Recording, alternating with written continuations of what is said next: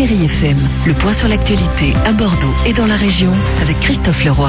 Bonjour à tous, bon appétit. On commence avec la météo. La météo avec Anacourt, votre formule soutien scolaire. Avec une journée bien maussade sur la Gironde aujourd'hui, pas mal de grisailles, des averses et même des averses de grésil par-ci par-là tout au long de cette journée. Alors les températures pour cet après-midi, 14 à 15 degrés.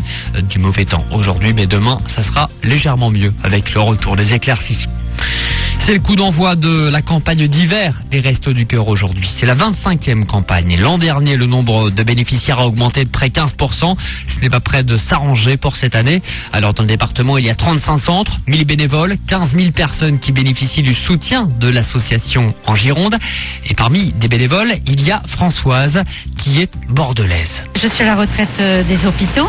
J'étais aide-soignante et à la retraite, je me suis dit il faut que je fasse quelque chose, me rendre utile. Et c'est comme ça que je suis arrivée au Resto du Cœur. J'ai pris le bottin et puis j'ai trouvé l'adresse et j'ai téléphoné. Et moi, je me suis vite intégrée, oui.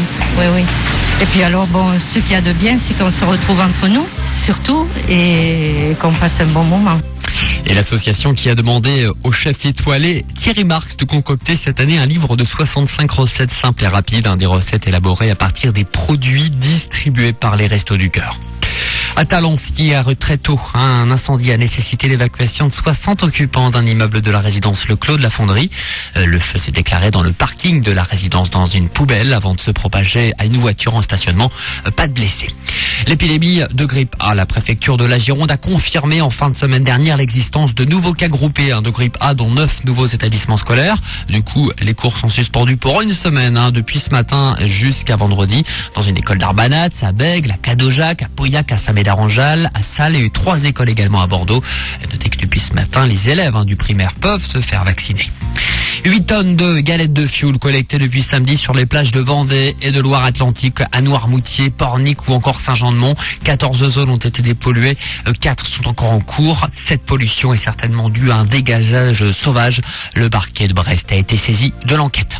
Beaucoup de critiques ce matin après le vote des Suisses qui, lors d'un référendum hier, ont interdit la construction de minarets sur leur territoire. Le chef de la diplomatie française, Bernard Kouchner, estime que c'est l'expression de l'intolérance.